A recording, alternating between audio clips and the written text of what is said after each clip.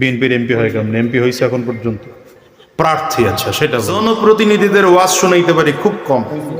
বিগত 17 বছর ধরে জনপ্রতিনিধিরা খালি হুজুর করে চাপছে দুইটা। এটা কি ওনার সম্মান বাড়ানোর জন্য বলছেন, না ওনার সম্মানটা কমানোর জন্য বলছেন? হ্যাঁ, আমার ভাই যদি ভোট পাইতো, আপনি 1000 কমায় দিয়েছেন এই লেখাটা লেখা। আমি তো কথাই বলবো সব মিলিয়ে আর 10 মিনিট 15 মিনিট। আমার পরে ভাই কথা বললে মাঝখান দিয়ে কোরআনের আলোচনা বন্ধ করে যদি ভাই কথা বলে, এই মানুষগুলো খারাপ মনে করবে। এটা বুঝেন না আপনারা? আমরা মুসিবতের মধ্যে পড়ে গেছো, বিপদের মধ্যে পড়ে গেছো, আমি আল্লাহ তাআলাকে বলো, আমি আল্লাহ তাআলা তোমার ডাকের সাড়া দেওয়ার জন্য হাজির হয়ে যাব। আব্দুল্লাহ ইবনে জাহাশ আর সাদ বিন আবি ওয়াক্কাস একজন দোয়া করতেছেন আর একজন আমিন আমিন বলেন। একজন দোয়া করেন তো আরেকজন আমিন আমিন বলতেছেন। দুজন দোয়া করা শেষ হয়ে গেল, উহুদের ময়দানে ঢুকবেন। হযরত সাদ বিন আবি ওয়াক্কাস ডেকে বলেন, আব্দুল্লাহ কি দোয়া করেছো বলো না। আব্দুল্লাহ ইবনে জাহাশ বলেন, ভাই আমি ছোট মানুষ, আমার দোয়া আপনারে আগে বলবো না, আপনি আমার বড় ভাই, কি দোয়া করেছেন আপনি আপনার দোয়াটা একটু আগে বলেন।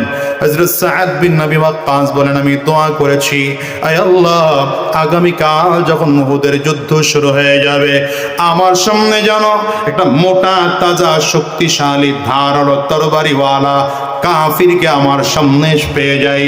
এই কাফির যেন আমাকে একের পর এক আঘাত করতে থাকে, আর আমি যেন আমার তরবারি দিয়ে প্রত্যেকটা আঘাতকে ফিরিয়ে দিতে পারি। শুধু তাই নয় আল্লাহ, আমি চাই আমার তরবারি দিয়া আঘাত ফিরিয়ে ফিরিয়ে তার প্রতি এমন ভাবে আক্রমণ করব যে আল্লাহর দুশমনকে, ইসলামের দুশমনকে জমিন থেকে বিদায় করে দেব। আর তার যত সম্পদ আছে সম্পদগুলো এনে মদিনার মানুষের মাঝে ভাগ করে দেব।